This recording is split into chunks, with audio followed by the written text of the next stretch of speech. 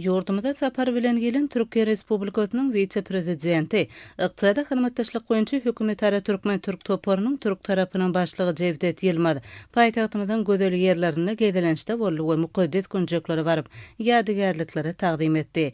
Soňra Cevdet Yılmaz paýtagtymyzyň gözel günjegine yerleşen halk akydasy ýadygarlyk toplumyna bardy.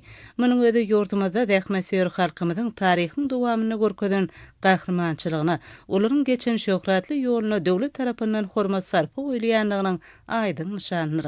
Mehman halkymyzyň synmaz ruhyna alamatlanyrgan ýadygarlyklary gülleselerini goýup, türkmen halkynyň edermenligine, onu beýik maksatlara bolan ıgrarlygyna taqdim etdi. Munyň özi ýaş nesilleri watan söýçilik we şöhratly pederleriň gahrmançylykly ýol arkaly terbiýelenmegine nusgalyk mektepdir.